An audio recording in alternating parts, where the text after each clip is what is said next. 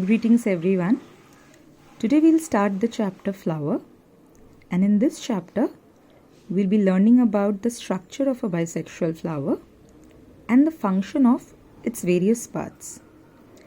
Now, not just the various parts of the bisexual flower, but at the same time we'll be learning about a few modifications, and we'll also be learning about different types of flowers based on a few characteristics.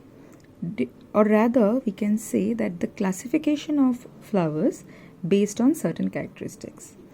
So I will be sending you a PDF of the chapter where the first half of the chapter contains all these classification of different kinds of flowers, and the later half contains a general description of the floral parts. Now, what I will do is I will try to cover today the various types of parts present in a flower. I have 3 flowers today. A hibiscus one, this is a common garden plant, and another one. So I would like, hibiscus I have already told you the name. I would like you people to find out the names of these 2 flowers which I haven't told you, their scientific names, and tell me in the comment section. Okay, so let us begin the dissection of the flower. Okay, so the outermost part of a flower, we call it the outermost whorl. Whorl means a circle. So first, if we consider the stalk of the flower also a part of the flower, then that comes before the outermost whorl that I called. So the stalk of the flower, see, I hope the video quality is clear. Yeah. So this is the stalk of the flower. It is also known as pedicel.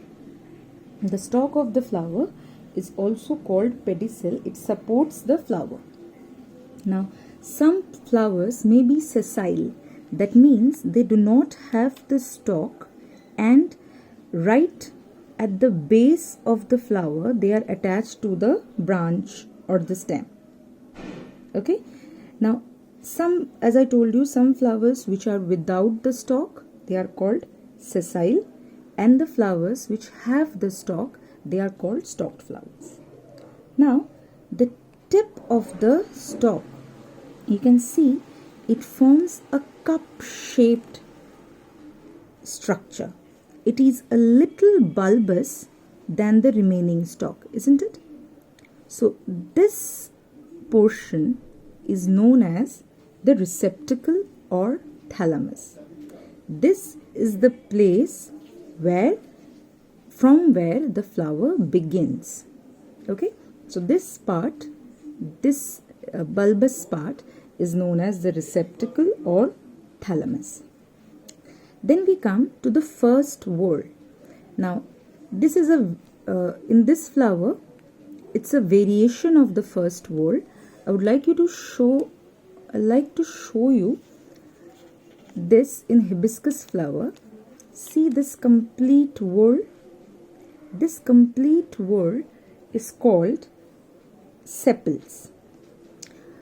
I mean, each of these are known as sepals, and collectively they are called as calyx. Okay, so if I am talking about this entire part, this is, okay, let me take it out for you.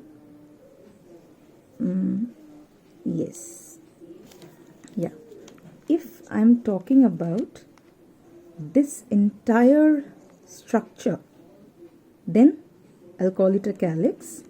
But if I tear out one segment of it, it will be called as a sepal. Okay, so that's considered as the first whorl of the flower. Now, there are variety of calyx. The sepals may be free. In that case, they are known as polysepalous. I could not manage a polysepalous flower, so sorry. But look at this sepal here. Look at this calyx rather. Here the sepals are fused together. This sepal is fused with this sepal. This sepal is fused with this sepal. They are a fused structure. This kind of arrangement is known as gamosepalous. This kind of sepals, this kind of calyx is known as gamosepalous. This is found in hibiscus. Also, there may be a second series of sepals called episepals, and collectively they are called as epicalyx. When the flower opens, the sepals may fall off or persist. Sepals, as you can see, they are usually green, but in some cases they be brightly colored. Okay, you must have seen the gulmohar plant, gulmohar tree I should rather say, just in front of your school. That, if you ever get that flower, that has a petaloid calyx. Okay, the sepals, what is their function? They protect the young flower buds, and as they are green, so what makes them green? Yeah, you all know it's the chlorophyll that makes them green, and due to the chlorophyll they can perform photosynthesis. Okay, so that's the function of the sepal. Now let us come to petals, or the second whorl. The second whorl will be called as Corolla. Together, if we want to mention them, we'll call them as Corolla. See this? In this flower, it's white in color. See? And here it's red in color. Okay? Now here I'll be able to show you the difference when the petals are joined together. In that case, a corolla is called gamopetallous. See, in this case, the petals are not free. They are joined.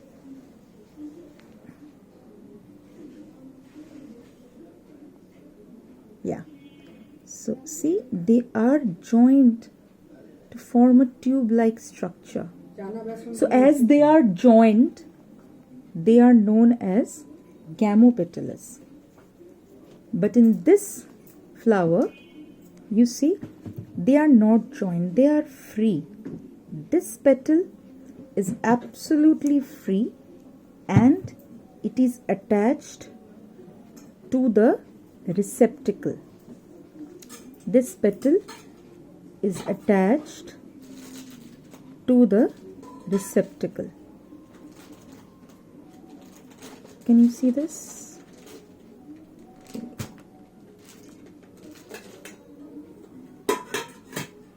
Yeah.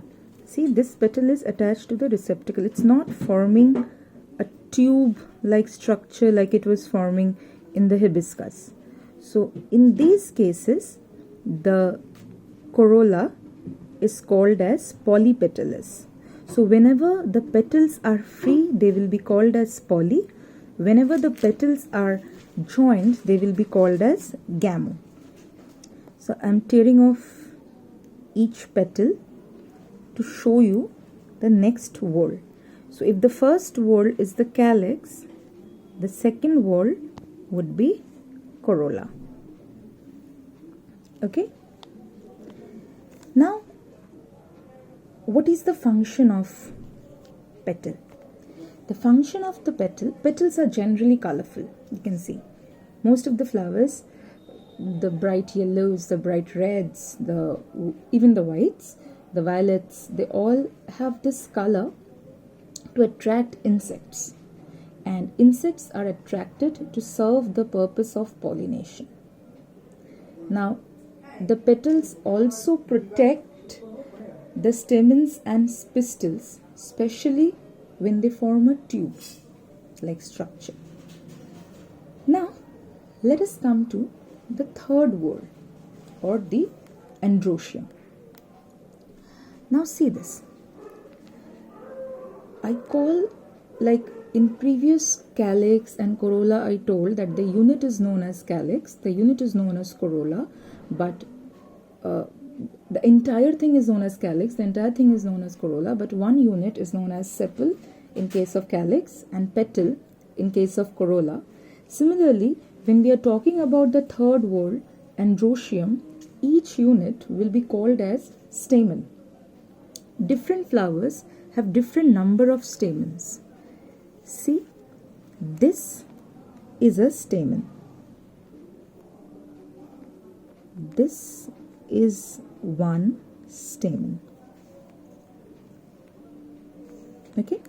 Now, each stamen consists of a filament. This white portion is the filament and anther at its extreme, and this part is the anther.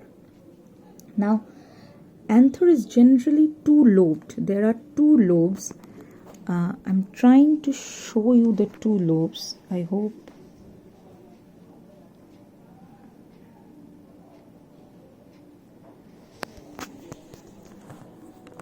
Let's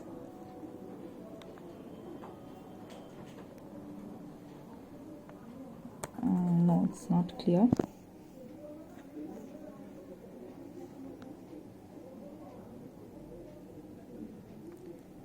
Can you figure out the two lobes? Because I can. Actually, I am used to seeing these things. That's why I can figure out the two lobes. I hope you people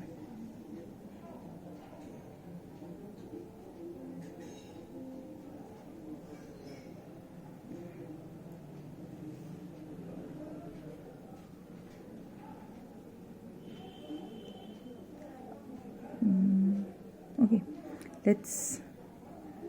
let us take my word for this, because I'm not able to show you properly.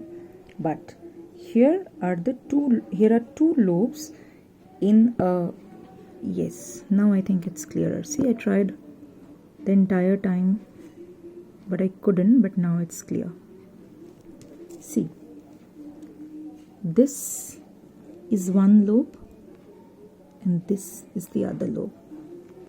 This is one lobe, this is the other lobe. Okay, so usually they are two lobed. Each lobe has two pollen sacs. There are 4 sacs in total. Okay, and within the pollen sacs there are pollen grains. Now, when fully matured, the pollen sacs, they rupture and they liberate the pollen grains. And these pollen grains are generally the powdery, the particle which have a consistency like a powder, and they can be of different shapes and sizes. If you go and look into the different pollens, you will find that there is a beautiful display of a wide range of pollen grains.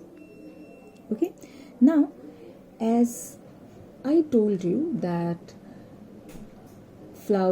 calyx can be gamosepalous, polysepalous, corolla can be gamopetalous, polypetalous. Similarly, in case of androecium, the stamens can be free or maybe joined in groups.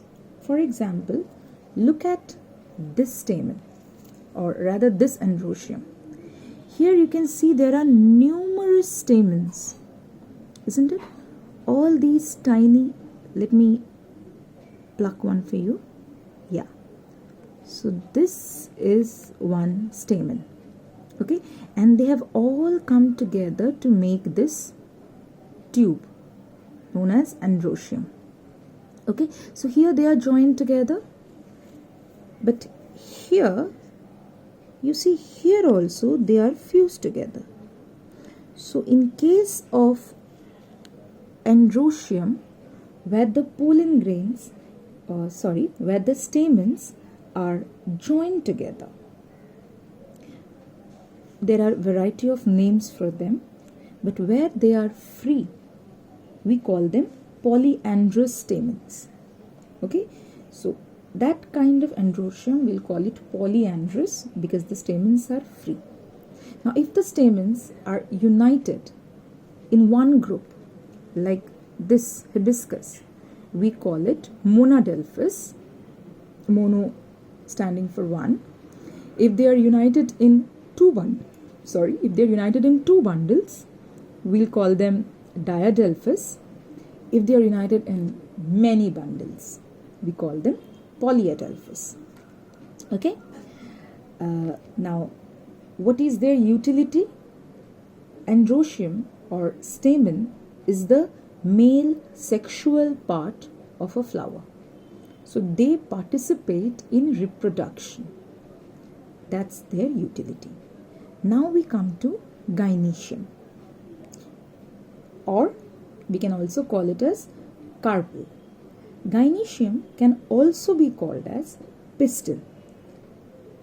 It may be composed of one or more carpels.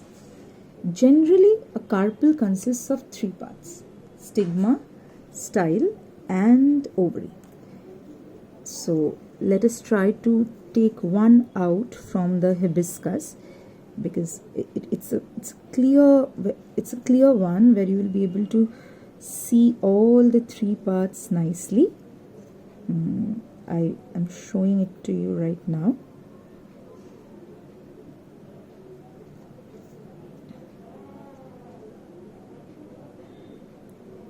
Okay, just wait a little longer.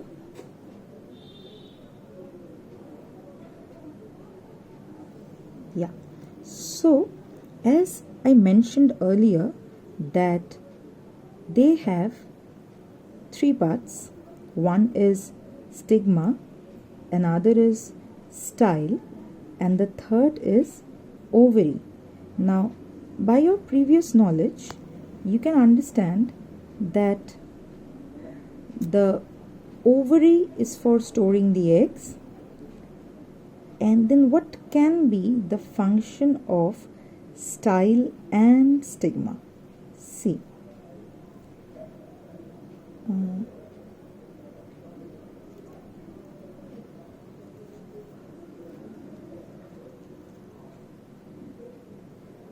This white long portion that you can see,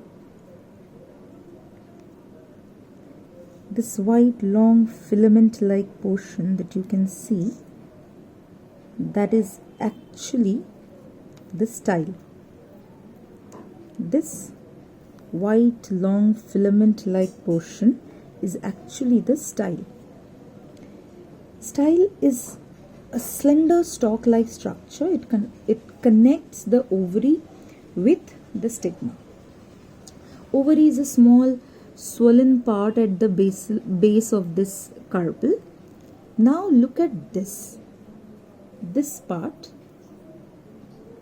Here are some stamens still attached to this, but this part, you can see these red ones with bulbous shape at the top.